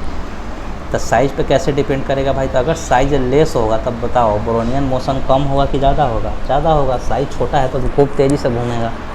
अगर लिक्विड का विस्कोसिटी कम है, विस्कोसिटी मतलब लिक्विड का डेंसिटी अगर ज़्यादा है तो उसमें ब्रोनियन मोशन होगा क्या? जैसे घी में तुम डाल दो चना, घूमेगा नहीं, क्यों? क्योंकि घी का जो विस्कोसिटी जो होता है बहुत ज़्यादा होता है, उसमें चना नहीं घूमेगा। लेकिन हाँ यही तुम वाटर में डालो आराम से घूमेगा, बिकॉज वाटर का विस्कोसिटी कम होता है। तो विस्कोसिटी मतलब डेंसिटी समझ जाओ। घी और वाटर का एग्जांपल है ना, घी में हाई विस्कोसिटी, वाटर में लेस विस्कोसिटी। इसको दिमाग में पिक्चर बना करके इसको याद रखना कि घी का हाई विस्कोसिटी, घी में अगर डाल दे चना तो ब्रोनियन मोशन उसमें करेगा नहीं, वाटर में करेगा। ठीक है, तो हाई विस्कोसिटी वाले में ये ब्रोनियन मोशन नहीं करते हैं, लो विस्कोसिटी में ब्रोनियन मोशन करेंगे। अच्छा, आगे पॉइंट हम क्या लिखेंगे, सस्पेंशन एंड ट्रू सॉल्यूशन में ब्रोनियन मोशन नहीं होता। तो ये एक एक्स्ट्रा पॉइंट अगर नहीं जान रहा होगा तो लिख लेना। अब बाकी इसको पढ़ लेना अच्छे से ढंग से। तुम तो लिक्विड पढ़ा है, ये पढ़ने की ज़रूरत नहीं है। हायर डिस्पर्सिशन काट दिए हैं, इमल्सन तक पढ़ लेना।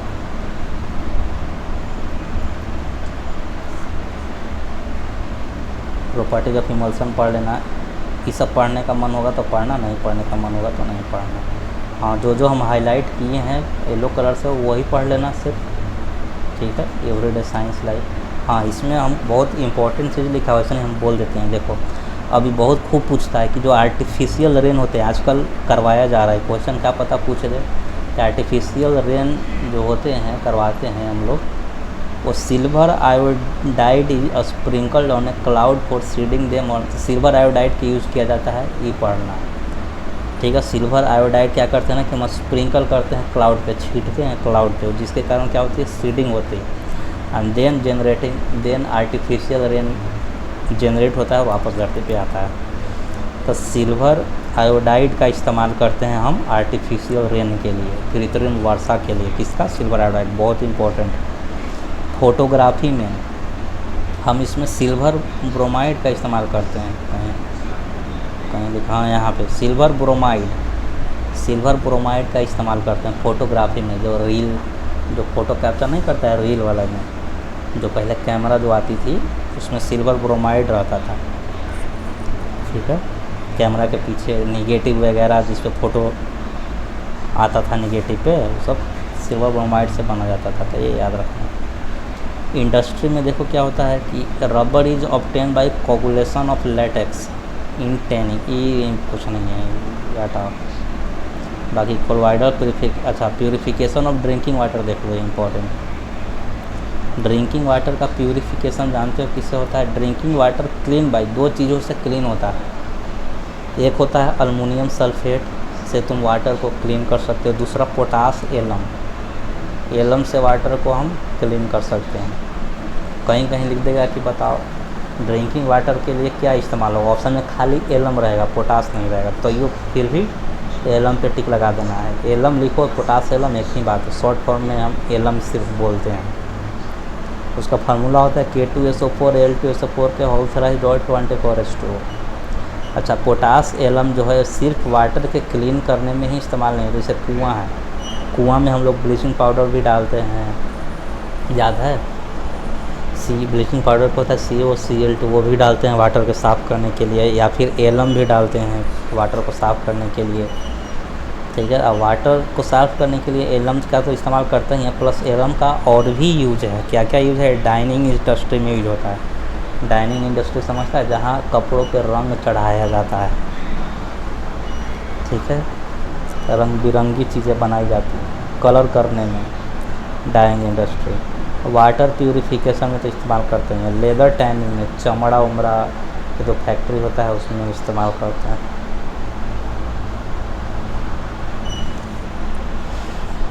तो ये तो हम ही सब बता दिए, सिर्फ येलो कलर वाला पढ़ लेना है और कुछ नहीं।